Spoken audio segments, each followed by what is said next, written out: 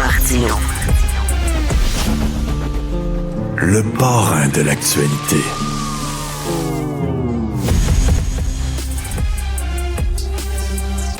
J'en parlais tantôt avec Benoît Dutrisac. Alors, il y a un entrepreneur controversé, M. Aaron Ping de Souza, qui a une idée brillante. Il dit, on va faire des compétitions sportives, puis là, les athlètes qui participent vont pouvoir prendre toutes sortes de drogues possibles et impossibles.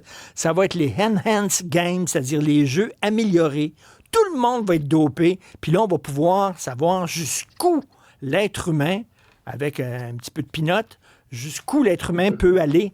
Est-ce que c'est une bonne ou une mauvaise idée? On va en parler avec Mme Christiane Ayotte, que vous connaissez certainement, professeure à la retraite du laboratoire du contrôle de dopage à l'INRS. C'est une des expertes mondiales en dopage sportif. Mme Ayotte, bonjour. Bonjour. Alors, bonne ou mauvaise idée selon vous? Mais je ne sais même pas pourquoi vous me posez la question. Écoutez, ces types-là visent juste, puis il y a le fils de Trump qui est là-dedans, puis il y a un autre, je me souviens plus du nom, c'est des gens pas intéressants, qui sont des investisseurs, là, ce qu'ils appellent le capital venture, fait qu'ils sont là pour faire une piastre ou deux. Alors, ils ont pensé que ce serait une bonne idée de faire un bon spectacle à Las Vegas avec des athlètes. Puis comment vous voulez que ça soit un bon spectacle si c'est pas proche du cirque. Alors, c'est bon, ça fait, je sais plus, il me semble que ça fait 5 ans qu'on entend parler de ça. Au début, on parlait de vouloir avoir des villes ou des États, comme si c'était des vrais Jeux olympiques ou des championnats mondiaux. Maintenant, on a l'air à avoir un peu repris un peu de bon sens et de réalité, de réalisme. Ça va être dans un hôtel, un resort à Las Vegas. Puis jusqu'à présent, il y a 5 athlètes là-dedans. 5 athlètes qui sont enregistrés. Puis là-dessus, j'ai regardé, il y en a au moins 4 qui sont à la retraite depuis 10 ans. Leur dernière compétition était autour des années 2010. Il y en a un, je pense, qui était de 2023, un Moldave, si je me trompe pas. Puis bon, évidemment, là, quand on regarde le site web, c'est un cirque, cette affaire-là.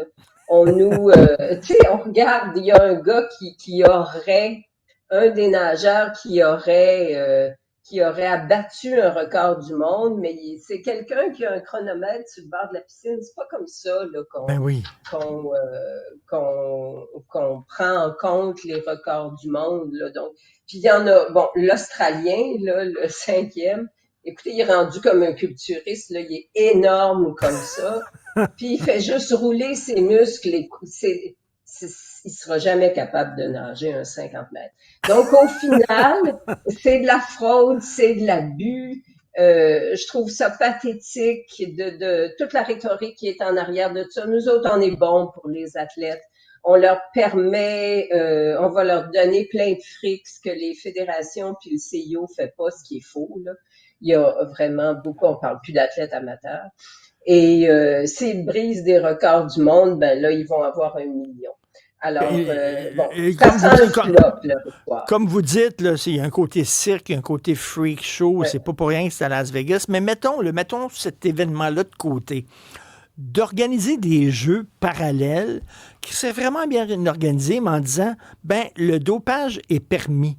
Au moins, ça serait clair, parce que au moins les choses seraient claires, alors que là, on sait qu'il y a certains pays, la Russie s'est fait pincer, qui dopaient beaucoup de façon secrète et cachée ces athlètes.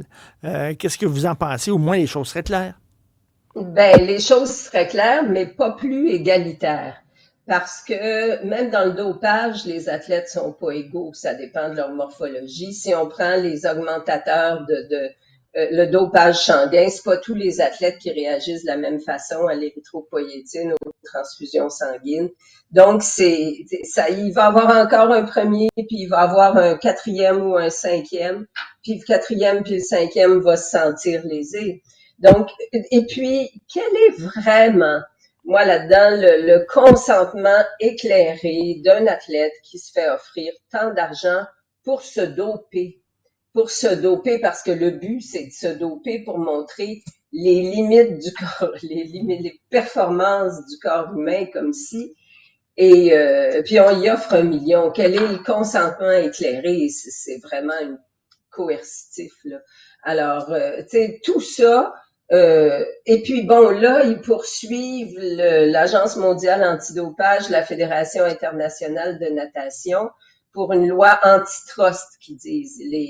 Évidemment, ça sent le flop, leur affaire. Il n'y a pas d'athlètes, ou presque pas.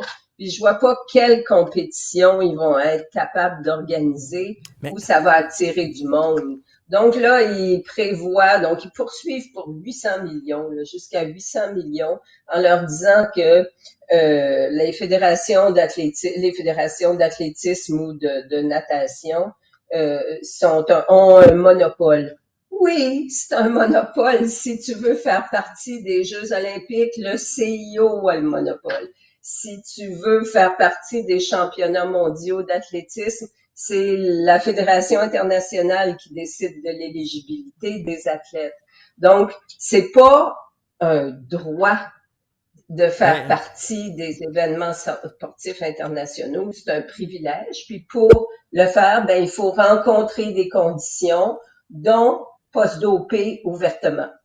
mais Madame Ayotte, il y a des gens qui vont dire depuis, mon Dieu, depuis la naissance de l'être humain, les êtres humains ont toujours pris des substances pour essayer d'améliorer leur performance, que ça soit, je sais pas, le café, par exemple, les jeunes qui sont dans des périodes d'études, qui prennent des médicaments contre la grippe pour pouvoir ressentir moins la fatigue, que ça fait partie de l'expérience humaine. Vous en pensez quoi? Ben, c'est pathétique. Et partez-moi pas là-dessus. Ça me décourage. Au Québec, on est les champions des psychostimulants. Pour nos enfants, pour les adultes, là, tout le monde a un TDAH qui est traité. Juste une anecdote, l'autre jour, j'étais dans un magasin, il y avait 4 gars. J'étais la seule qui était pas à une sorte d'amphétamine ou une autre Oui. pour un TDAH. Ça s'en vient complètement ridicule. Puis c'est le même processus, c'est d'exploiter la vulnérabilité des gens, des étudiants, des sportifs, avec une pensée qu'on peut résoudre ton problème avec un produit plutôt qu'apprendre à gérer.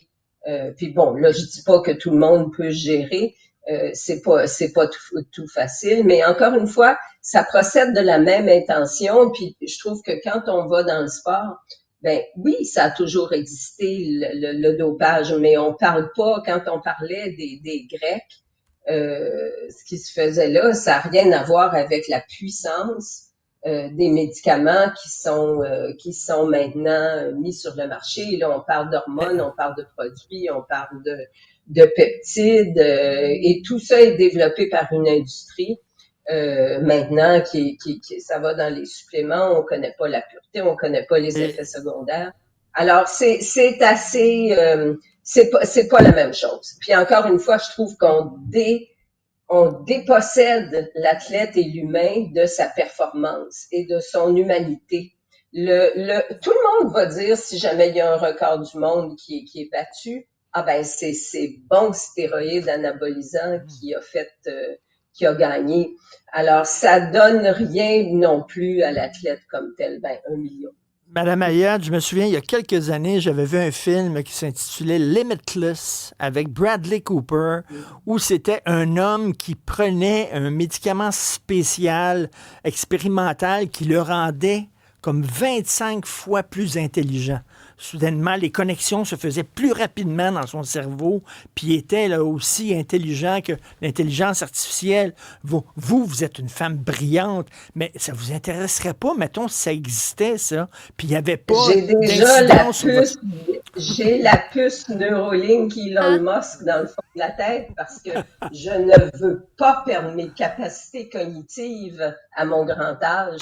Non, mais on fait des blagues, là, mais le but, c'est de faire du cash. Tout ça, c'est de développer le bidule, la patente qui va vraiment exploiter tout. Puis Dieu sait que l'humain est vulnérable. Et tout le monde le voit là qu'il y a un problème avec l'image corporelle.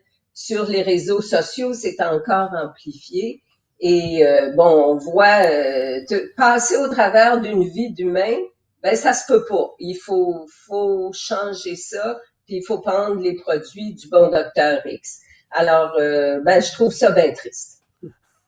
Mais comme vous dites, là, jusqu'à date, il n'y a rien que 5 athlètes.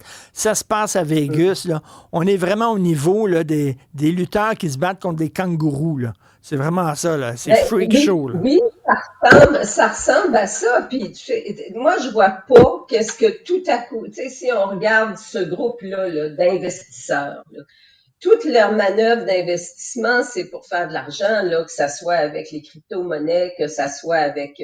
Donc, le but, c'est de trouver une façon de faire du cash. Et là, ils semblent en avoir trouvé une. Ils ont beaucoup de yes. Puis là, personne parle d'eux autres. Ça marche pas, leur truc. Ça sent le flop. Mais quand Oui, ça même. sent le flop. Merci beaucoup. Toujours un plaisir de vous parler, Mme Christiane Ayotte, alors experte en doping sportif. Merci. Bon.